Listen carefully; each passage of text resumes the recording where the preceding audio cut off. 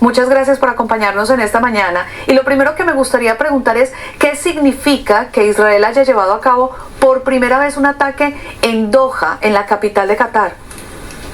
Buenos días, Ana María. Como el título de la novela de García Márquez, esto eran las crónicas de una acción anunciada. Hacía rato que se estaba esperando y parecería ser que era la misma Casa Blanca la que había dilatado esta acción, pero se sobreentendía que, conociendo la metodología de respuesta del Estado de Israel a quienes lo han agredido históricamente, en cualquier momento iba a ocurrir una acción igual o similar o parecida, pero si ya lo habían hecho en Irán, en Líbano y en Siria, con quienes dirigen las acciones contra Israel, era lo más lógico de suponer que estas personas de Hamas, que vivían a costa del beneficio que les presta Qatar, tendrían también su respuesta, máxime que todos tenían que ver con los actos terroristas del 7 de octubre. Síntesis, era algo anunciado, Ana María. Me gustaría saber por qué Qatar se ha convertido en un punto clave para ese liderazgo político de Hamas fuera de Gaza. Es que, mira, Ana María, Qatar se convirtió en el facilitador de la paz, entre comillas, pero en un dolor de cabeza tanto para chiitas como sunitas en el Medio Oriente. No se nos olvide que Qatar sirvió mucho tiempo de sede a Al Qaeda para negociar con Estados Unidos y con la Unión Europea algún tipo de acuerdo que nunca se ha concretado, que los líderes de talibanes negociaron con el señor Trump en su primer periodo la supuesta desmovilización que no ocurrió y terminaron tomándose el poder en la era de Biden, y que la cadena Al Jazeera, que está en Qatar, se ha convertido en otro dolor de cabeza para chiitas y sunitas porque los ataca por parejo, pero siempre demuestra una tendencia a legitimar lo que favorece a los intereses de los yihadistas. Y en el caso específico de Israel, los palestinos han vivido a cuerpo de rey, sobre todo los dirigentes palestinos extremistas allá en Doha, y Israel les ha advertido de mil maneras. También porque Qatar era el país que le suministraba flujos de dinero grandes a Gaza y a Cisjordania, y que los administraba Israel, y que esto se interrumpió un poco y ha tenido altibajos con ocasión de los ataques del 7 de octubre. O sea, la incidencia de Qatar es grande, es un país rico en petróleo y más que todo en gas, y se ha convertido como en un desafiante a los estados del Golfo, y tiene unas relaciones bastante de péndulo que sube y baja, particularmente con Arabia Saudita, y tampoco es que sean muy bien vistos por Egipto, ya que los líderes del grupo, los hermanos musulmanes, se esconden allí. Como vemos, Qatar es un dolor de cabeza y al mismo tiempo una aparente solución, y con Israel no se juega. Qatarí decía en el comunicado que están investigando y obviamente que se tomarán las medidas necesarias. ¿Cuáles podrían ser esas medidas a futuro, digamos, no a un futuro muy lejano, a un futuro cercano? Pues medidas diplomáticas, pueden presionar con el suministro de gas, que es lo que más les facilita. Pueden volverse a acercar a Irán porque ellos han tenido una relación con Irán de que va y viene, y recordemos que también fue en un aeropuerto qatarí donde hubo el ataque iraní contra una base militar. Entonces seguramente habrá presiones de la dirigencia qatarí para que la base de Estados Unidos continúe allí o con nuevas condiciones. Pero si el señor Trump tomó la decisión, porque Israel no podía hacer esto sin el apoyo de Trump, es porque sabe cómo van a manejar o tiene alguna sartén por el mango, lo que no deja de ser complejo en el por siempre complejo Medio Oriente, Ana María. Pues Alberto, ¿qué impacto podría tener este ataque en las negociaciones que Qatar, digamos, estaba mediando entre Israel y Hamas? Pues la intención de Israel es sacarlos del juego. Eso se nota, evidentemente Israel quiere decirle a Qatar que se haga a un lado. Aquí el problema ahora es con Egipto, que las relaciones no vienen bien con Egipto, y eran Egipto y Qatar los mediadores.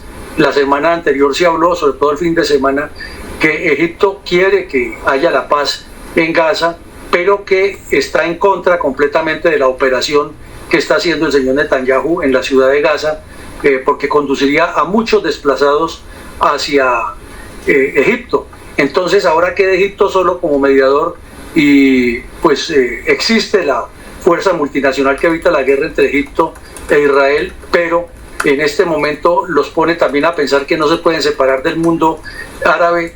Arabia Saudita tiene que tomar partido, o sea, el caldero comenzó a reverberar, Ana María.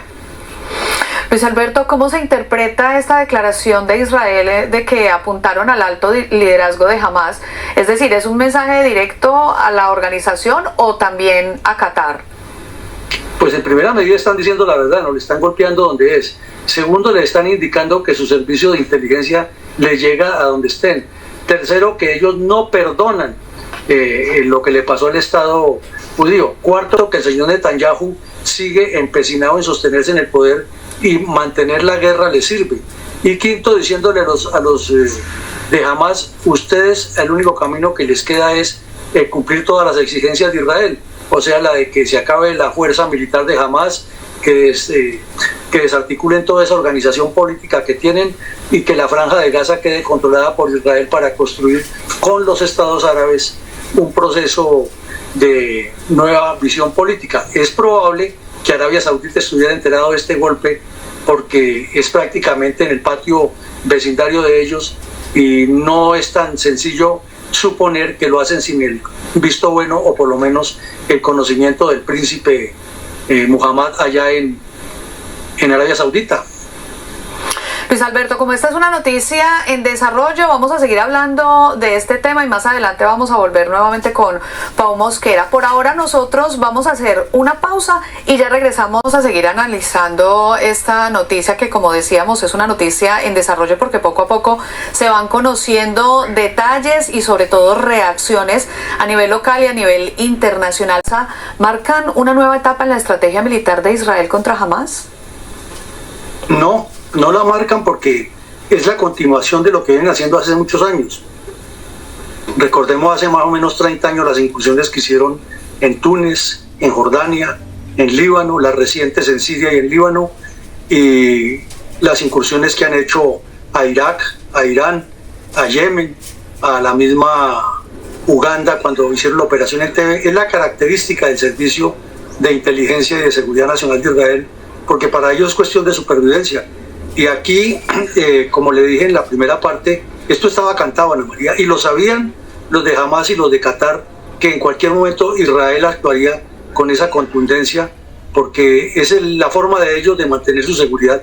Se han ido a eliminar líderes de la OLP en su momento, o del Frente de Liberación Popular Palestina en su momento, a la propia Europa y en Latinoamérica o en Estados Unidos, pues lo hacen también en este instante y cuentan, como decía el analista anterior, con la bendición de Estados Unidos. De lo contrario no lo hubieran hecho.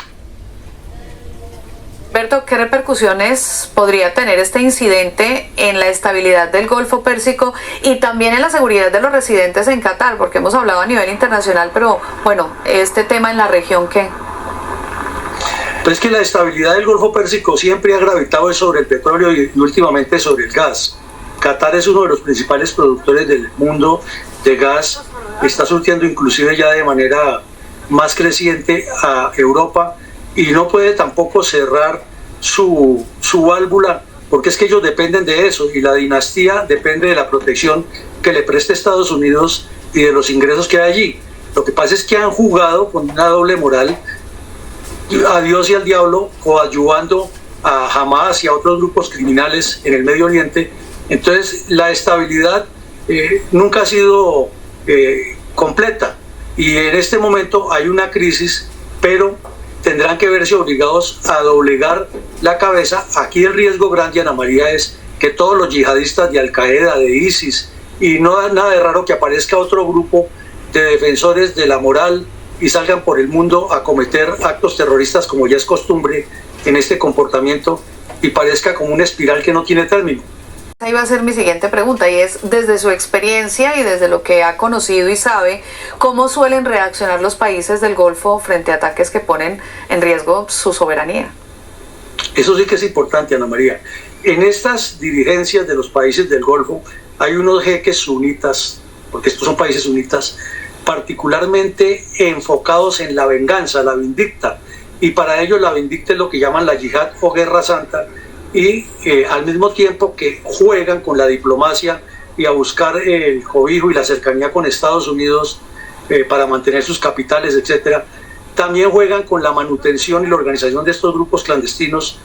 No se nos olvide que Osama Bin Laden tenía nexos directos con mucha gente de arriba de la dirigencia saudita, y que Qatar ha sido señalado varias veces por Israel que no solo ayuda con la cuestión humanitaria a Gaza y a Cisjordania, sino que también financia directa e intencionalmente a Hamas. Entonces lo que se espera es que promuevan estos grupos yihadistas por el mundo y que ataquen objetivos de Estados Unidos o de Israel en cualquier parte del planeta. Luis Alberto, ¿qué escenarios podrían abrirse o puede abrir este ataque para el futuro del conflicto Israel-Hamas y bueno, también para los esfuerzos internacionales de mediación? Pues para los esfuerzos internacionales, como lo decíamos, el tema es que Egipto tiene que tomar partido y Egipto no puede echarse en contra a todos los Estados Unidos haciendo una cercanía total con Israel, pero tampoco puede sacrificarse perdiendo el apoyo que le dé Estados Unidos al régimen del general Sisi, porque si Estados Unidos no le da el apoyo al general, tendría que irse y el riesgo es que regresen los hermanos musulmanes al poder.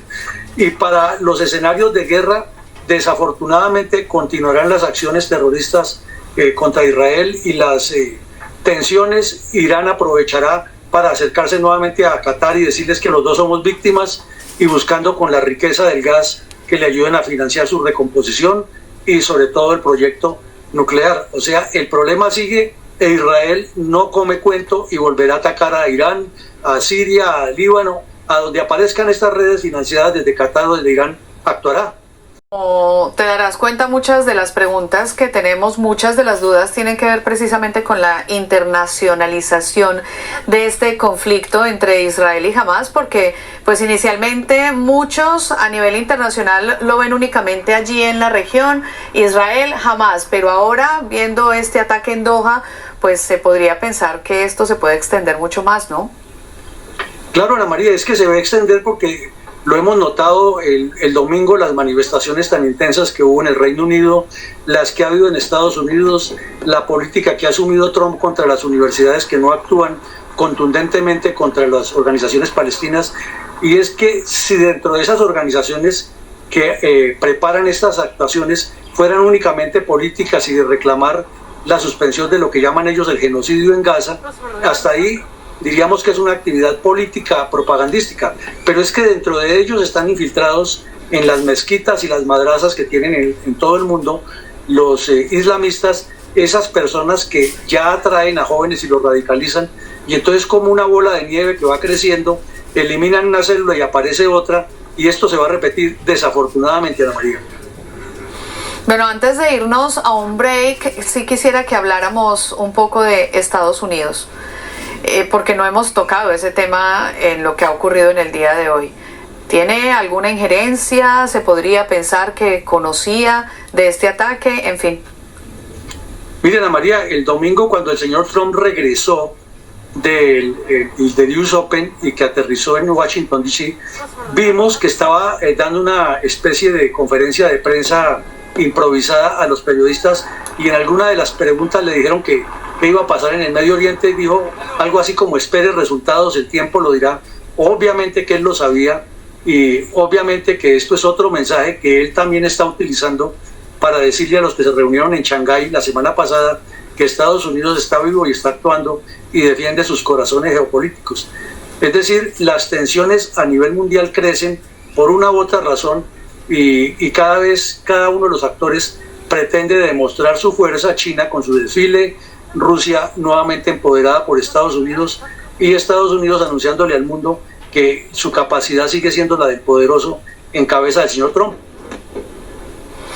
Bueno, estamos especulando y leyendo entre líneas esas respuestas de Donald Trump, pero solo el tiempo nos dirá realmente sabía, no sabía, aprobó, no aprobó el ataque, en fin.